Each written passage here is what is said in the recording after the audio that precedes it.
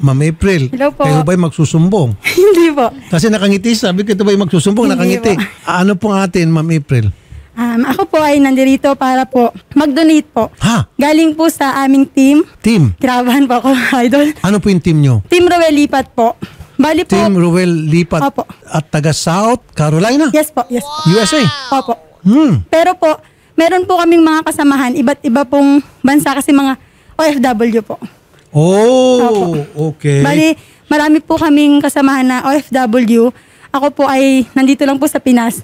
Ako po yung tagapaghatid ng mga tulong po sa mga kababayan natin dito. Ang galing naman. Pero kayo po dito naka-base. Opo, sa Pilipinas po. Member po kayo pero yung inyong Opo. pong mga kasamahan nasa South Carolina. Opo, karamihan po. Magkano po yung inyong i-donate? $700 Oh! po. $700 times 50, ano mo? Yes, po, idol. 38,500. Okay. At ma'am, yung ginagawa namin dito, transparency, Opo. yung inyong pong pera na i-donate, hanapan po namin yun ng recipient. At yung recipient dito po, Opo. harap-harapan, ibibigay niyo po Opo, sa kanya. Oh, 700 nga. Ito Tingnan po, po. idol.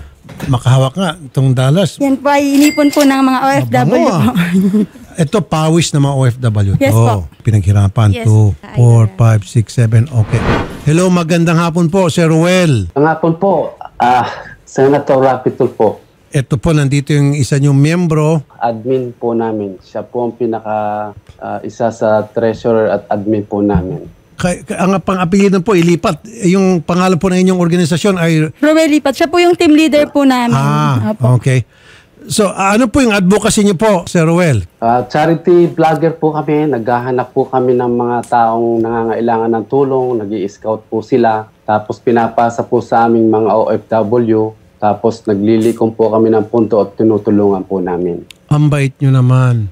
Yeah. Naku, God bless you all. Alam niyo po, Sir Idol, kayo po ang naging inspirasyon namin kasi lagi po kami nanonood ng inyong live. Nagsimula po kami noong si AJ na isang batang meron pong kapansanan sa tainga na kailangan ng ear surgery na kayo Opo. po ang nagsimulang tumulong. Mga 2 years ago po yun nangyari. Oh. So na-inspire po kami, bumuo po kami ng team at nang makatulong din po tayo sa mga kababayan natin. Napakaganda po itong inyong gawain. Pagpalain po kayo ng pong may kapal. Thank you po. Sinisiguro ko po sa inyo, Sir Ruel, Ma'am April, ito po ay makakatulong ng malaki sa mga taong nangangailangan talaga. Thank you po. Hinahanapan po namin to make sure na itong pera ninyo, it will go a long way. Ang aming advokasya makatulong po sa ating mga kababayan. Po si Cassandra Uano at siya po ay meron pong arteriovenous malformation.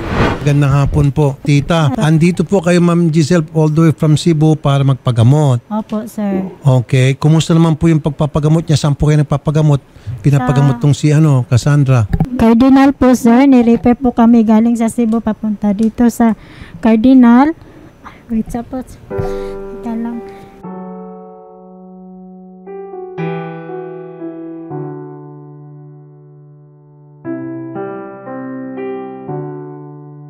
Nirefer po kasi kami dito kasi sabi doon sa sa Cebu, sa Vicente Soto nga dito po yung may gamma knife surgery para sa IBM niya po. Mayroong schedule na surgery. Meron po. Hi, Cassandra. Hi. Ilan taong ka na?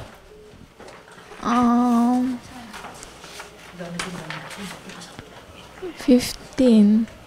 15. Nag-aaral ka pa? Hindi na po.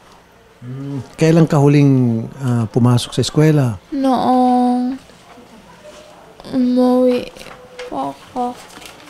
Anong taon yun?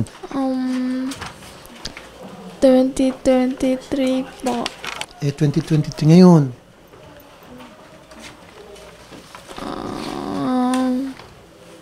Wait lang ha.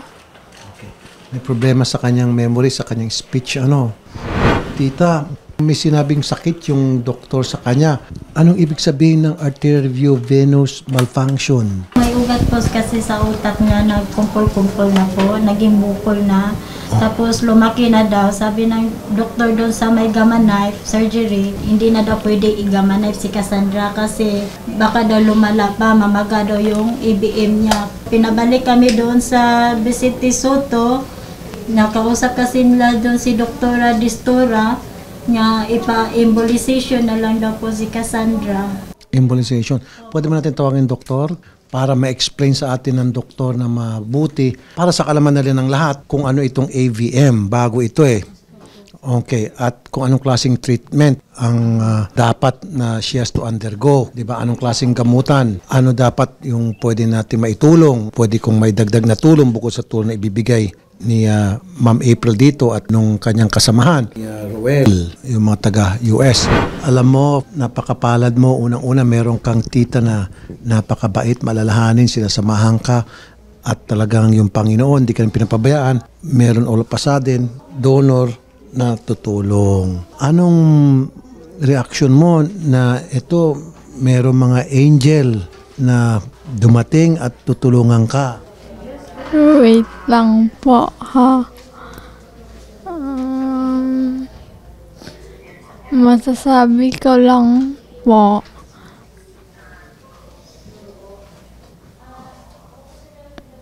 It's okay, naintindihan ko. Maaari may kinalaman sa kanyang sakit, may kinalaman sa kanyang karamdaman, kaya hirap siya magsalita. Minsan yung kapag salita siya, hindi makaano yung boses niya.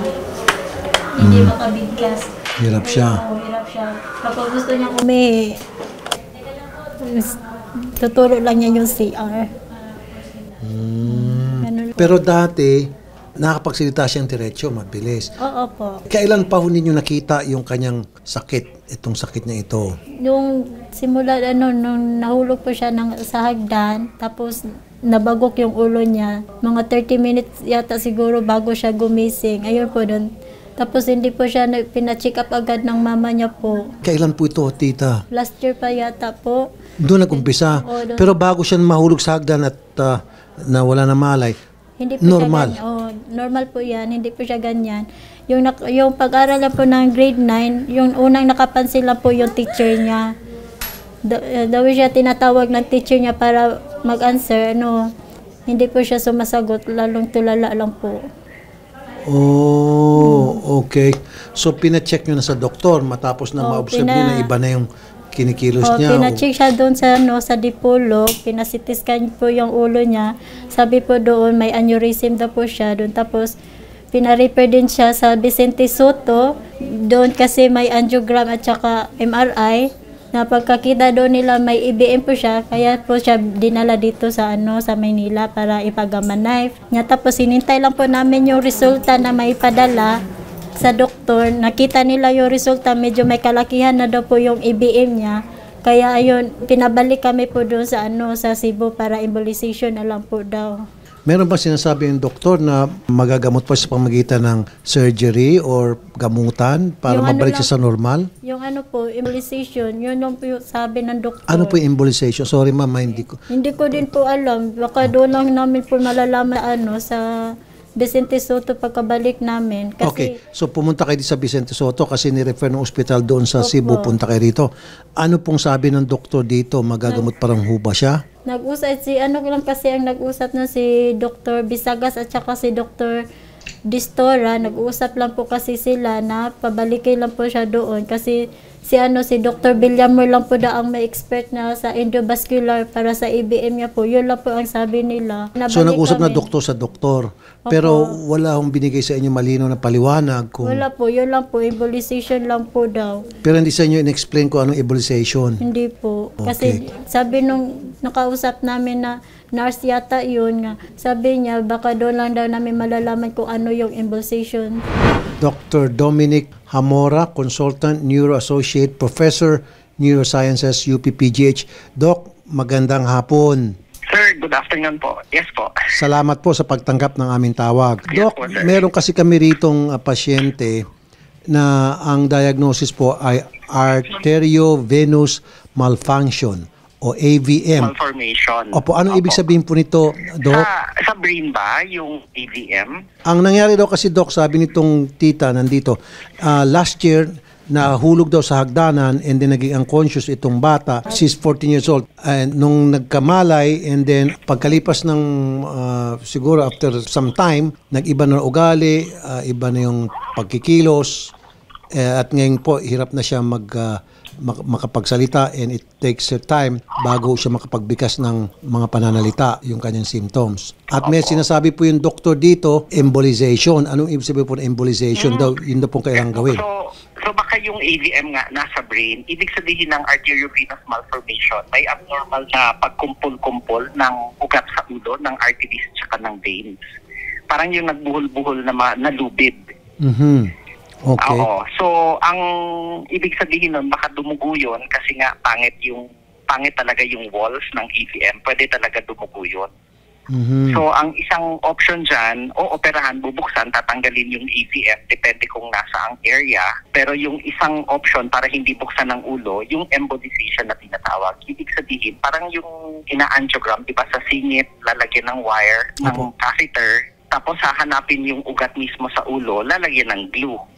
Yung parang yung AVM para mawala yung dugo sa loob. So, ano pinaka-safe po Na procedure para gumaling po itong pasyente? Pareho naman kasi may risk po. Pero kung ayaw nga nang bubuksan ng ulo, embolization yung option. Pero mas mahal yung embolization kasi mahal yung glue na ini-inject nila para mabarahan yung mga ugat. Ano po yung mga gagawing preparation para sa embolization at sino-sino po yung mga pasyenteng qualified at hindi qualified para doon? Kailangan ho makita sila ng neurosurgeon, no, yung mga nag-oopera sa ulo. Yung ibang mga neurosurgeon, sila rin ang gumagawa ng embolization. Tapos kailangan ng angiogram, yung tinatawag na 4-vessel angiogram, ima-map out yung mga ugat sa ulo para makita nasaan yung simula at saka yung tulo ng abnormal na AVM. Mag-embolization sila, maglalagay sila ng glue, babarahan nila. Ilang oras po yung procedure, Doc, yung embolization? Depende ho kasi kung gaano ka-complex yung AVM, kung gaano kalaki, yung ganon. Base po sa datos, ano po yung success rate ng embolization sa mga pasyente, especially sa mga bata na 14 years old minors? Oo, medyo mahirap sagutin exactly kasi depende ho yan kung nasaan yung area ng AVM. Kasi kung ang area po nandoon, let's say, sa speech, or sa paggalaw ng kamay at paa, pwedeng, di ba, magkaroon ng problema later on sa speech. So, kailangan talaga ma-map out, tapos i-offer sa family kung ano man yung pinaka-safe na option. Sa ngayon po kasi, Doc, hirap siya magsalita. It takes her time. Nag-iisip siya na matagal bago siya makapagbigkas. So, baka nga yung AVM nandoon sa speech area. So, pinakamaganda ho, makita talaga siya ng pediatric neurologist kasi 14 years old siya. Tapos, makita rin siya ng neurosurgeon, ma-angiogram, para makita nasaan ba, gaano kalaki, gaano ka-extensive yung AVM. Tsaka lang siguro magpaplano kung operasyon ba talaga dapat or embolization pwede. Tita, narinig niyo po, sabi ng doktor, specialista po ito, taga-UP, PGH, magaling po na doktor ito. Nung kinausap po kayo ng doktor dito, sa anong ospital po kayo pumunta? Sa Cardinal Hospital po. Cardinal Santos? Opo. Okay. Sino pong kausap niyo doon? Si Doc Bisagas. Kilala niyo po yun, Dr. Bisagas? Si Dr. Bisagas. Si Dr. Bisagas. Opo, neurosurgeon po, si Dr. Bisagas. Okay. Kaso yung hindi ata masyado na-explain sa kanila ni Dr. Bisagas, kaya kami napatawag sa inyo kung ano po yung mga susunod na hakbang o plano para sa pag-handle ng treatment itong pasyente. Kaya nandito po kami, gusto namin makatulong sa kanya. Wala akong sinabi sa inyo si Dr. Bisagas, basta pinapabalik na lang kayo. Wala po. Yun lang po yung sinabi nila na pabalikin lang po kami sa Cebu kasi doon daw po si Dr. Villamor po daw ang experto sa sa endovascular. Endovascular, alam niyo po yun, Doc? Yung endovascular, yan yung nag-embolize.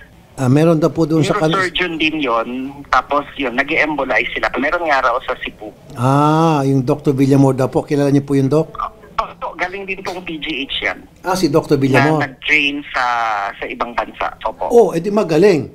Ayun. Okay. So, pababalikin na lang po namin siya doon, Doc, at mag-report siya doon kay Dr. Villamor, and then tingnan namin kung ano maitulong namin financially and all para malaman kung magkano yung gastos, yung ganun. Ipadala na lang po lahat ng mga nagawang test para yung iba na hindi na kailangan ulitin, di ba? Hindi na ulitin. Usually, Doc, mga magkano ang gastusin doon? Hindi, wala po akong idea kasi depende kung gaano kadami yung glue na gagamitin. Usually, ilang oras po yung surgery, yung procedure, Doc? Hindi ho siya, kung embolization po kasi, hindi open surgery yan. Yung parang may catheter sa singit na ima-map out. So, walang open surgery. Pero depende nga kung gaano nila kabilis mahanap yung ugat, yung ganon. So, depende. Minsan na 4 na oras nagtatagal. Yung iba, mabilis din lang po. Okay, from the time na matapos po yung procedure, up to the time na okay na po siya, normal na siya, how long will it take? Depende ho kasi kung ano na yung deficit niya nung dumugo yung AVM. Kasi dumudugo ho yan, kaya usually nalalaman. Like tulad sa kanya, di ba? Siguro dumugo, nawalan siya ng malay, natumba, kaya nalaman na may AVM. Kasi minsan hindi naman, wala namang symptoms kadalasan eh.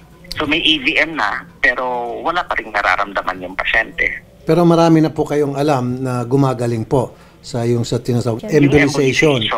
Gumaling sa matapos sa embolization procedure. So malaking pag-asa po nitong pasyente natin dito ngayon. Opo naman. May risk din naman kasi halimbawa hindi pinagawa for whatever reason. May risk kasi na pumutok ulit. Dapat mapagawa na po. Opo. Either operahan or i-embolize. Embolize. Sige po, Dr. Dominic Hamora, Sir, sobrang thank you. Mabuhay ka, Doc. Maraming salamat po sa pagtanggap namin tawag. Salamat. Thank you po. Thank you po. Tita, yung doktor na binanggit, kilala pala yun doon sa Cebu, Dr. Villamor. Nag-aral pa pala yun sa ibang bansa, nagdalubhasa sa ibang bansa. Kaya kung yan ang mag-handle ng embolization, then she's in good hands. At siyempre, samahan natin ang dasal. So, balik kayo doon, kausapin niyo si Dr. Villamor at bigay namin yung cellphone number namin sa inyo. Kapag halimbawa nakapag-decide na kayo o kung ano sinabi ng doktor, nakapag-decide kayo i-go yung surgery, kung ano pa man yun, andito lang kami para tumulong. For the meantime, ito po, $700. Ayan po, $700 yan. Panimula po yan. Bili ng wheelchair. Hiniram niyo lang po ito. Hiniram lang po namin, sir. Ma'am, ganito yan. Ito, $700. Ang palitan po nito ngayon ay 55. Gusto niyo ma'am, palitan ko ito? Times 55, palitan ko. Okay lang po, sir. 55, ano? 38,500. Akin na ito, bigyan kita ng 38,500. Okay sa'yo? Okay sa inyo? Okay sa inyo, sir? 38,500, palit ko? Yeah, okay po. Okay. Ma'am, joke. Okay. Sa iyo to. Plus, bibigyan kita ng 38,500. Tatapatan ko ito. Yun. Now, may bangko po dyan sa tabi. Sasamahan namin kayo po mismo magpapalit. Tapos bibigay ko po sa inyo yung 38,500 ko para doble. Okay po, sir. Yung pera nyo dyan. Okay. Akala niyo, sir. Ayan, sir, tinapatan ko yung pera nyo. Ano sabi niyo? Salamat po, sir, Senator. Mas lalo ako magpapasalamat sa inyo. Napakabuti niyo po, sir. Sana po dumami pa inyong grupo. Sana po palagi kayo patnubayan ng pong may kapal. Sana bigyan kayo lagi ng magandang kalusugan para mas marami pa kayo matulungan. Salamat, sir. Ako po sumasaludo sa inyo, sir. Po sa inyo, sir. Marami po kayo natulungan na OFW bilang ganti. Ito po, tumutulong kami sa inyong programa. Ito naman, Representative. Ma'am, salamat, ma'am, sa pagpunta at ito napasaya nyo si tita. Although siya, maaaring nahirapan pa siya muna ma-process dahil sa kanyang karamdaman, itong mga pangyari. Pero later on, maintindihan niya, pag gumaling na siya, itong napakalaking tulong na ibinigay po ng grupo ninyo.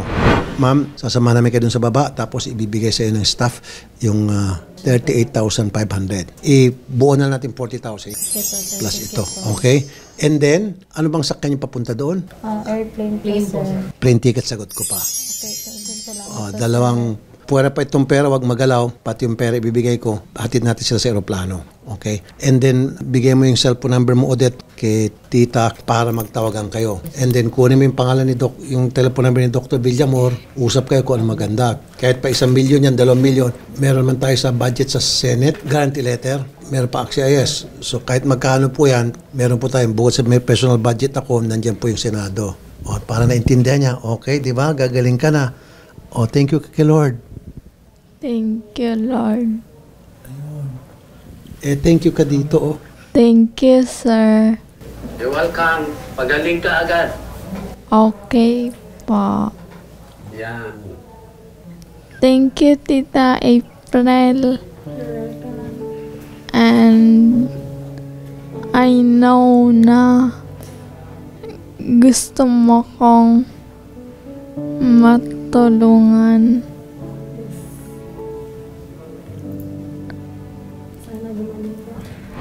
Sir, maraming salamat po sa tulong mo, sir. para mapagaling po yung pamangkin ko. Maraming salamat po talaga, sir. Thank you po, sir. Diyos na bahala sa inyo, sir. Oo nga po, sir.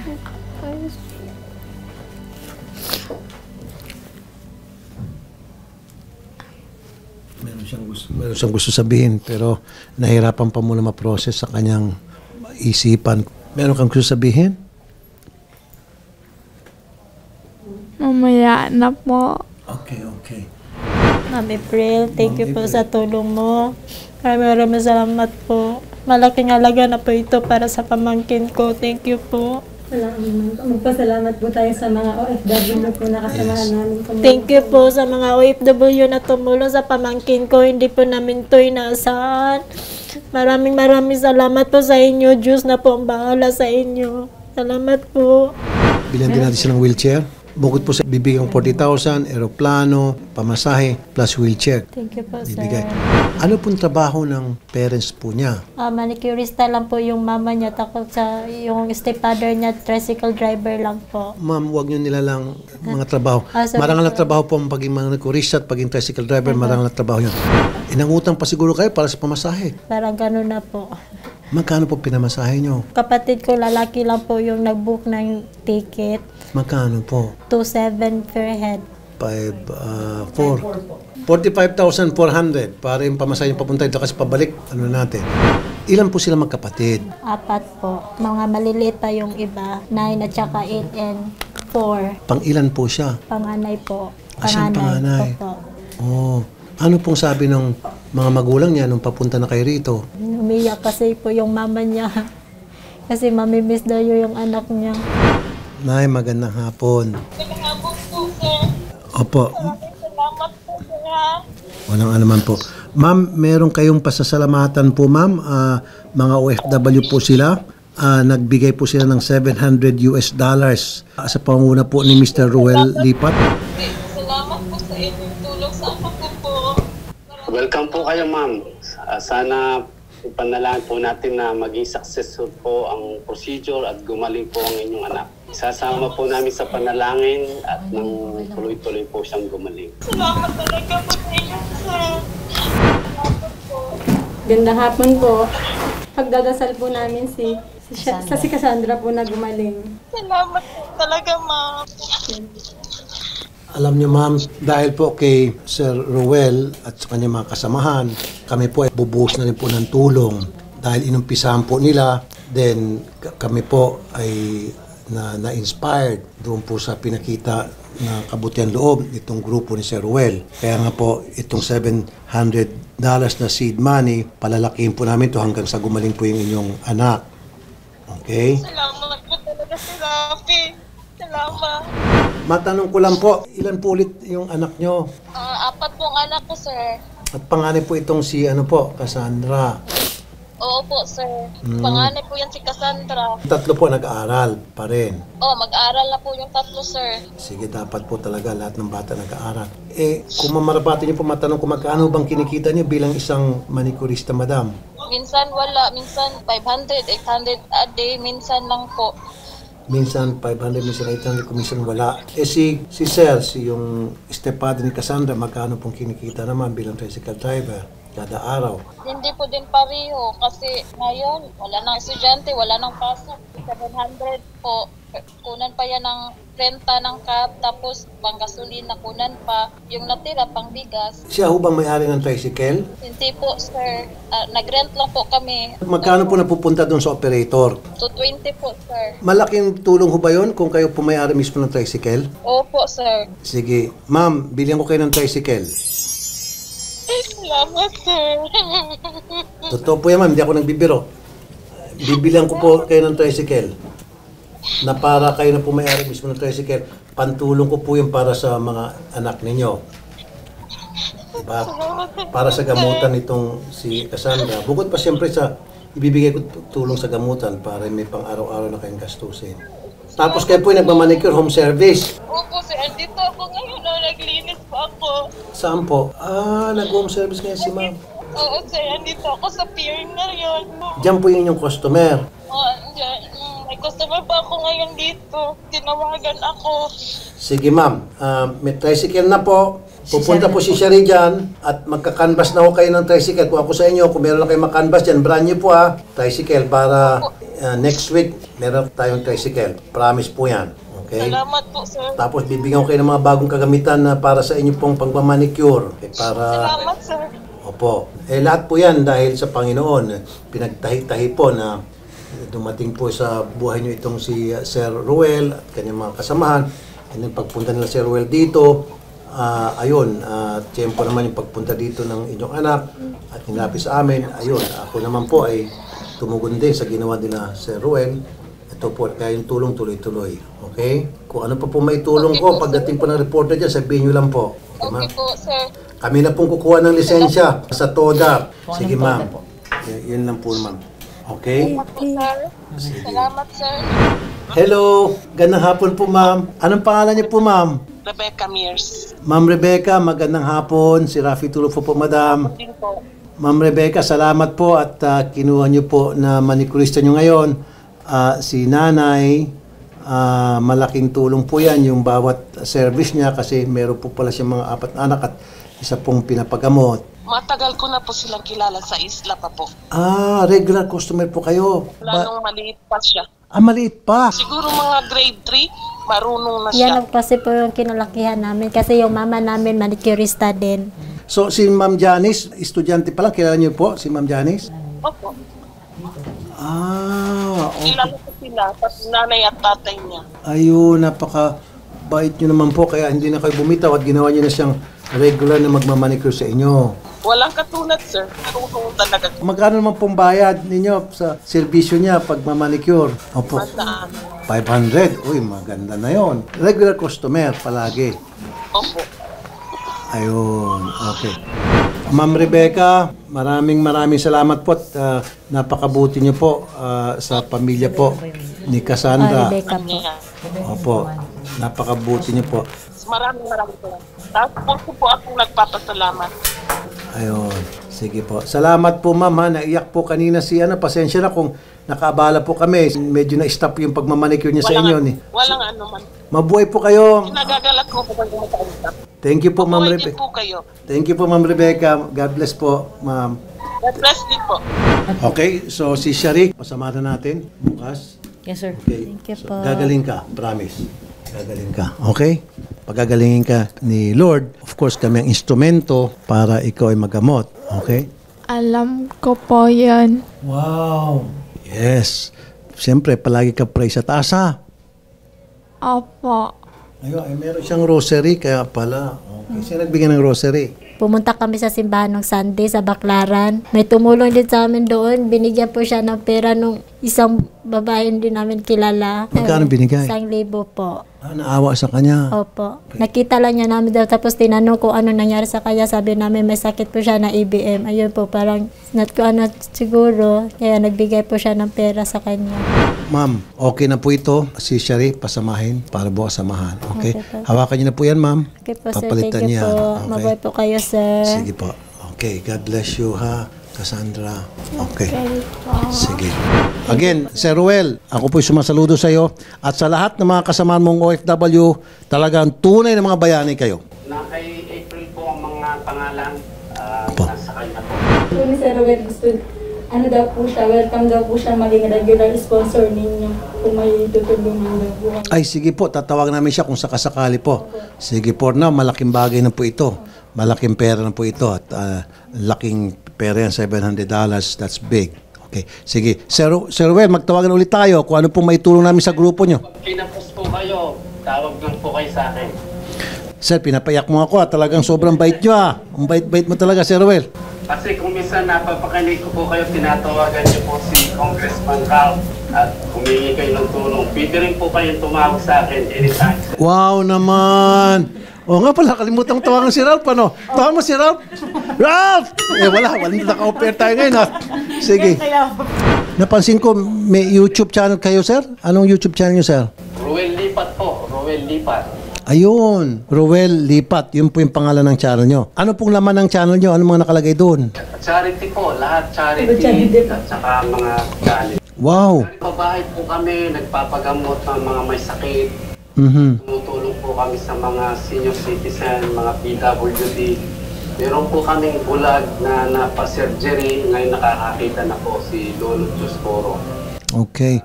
Napakabuti niyo po talaga. Na-inspire po kami ng inyong pagtulong kay EJ, yung pong batang... Sa tenga. Opo, napaoperahan. Sige po. Thank you po, sir. At babanggitin po namin isa-isa yung mga miyembro niyo pag in-upload po namin to. Thank you po, sir. Mabuhay po kayo mga OFW, mga bayanit. Okay. Thank you so much Sige, po, sir. okay. Sige, sige. Thank you so much. God bless you po. God bless po. Sir, Cassandra, thank you po, magpagaling sir. ka. Welcome po kayo, ma'am.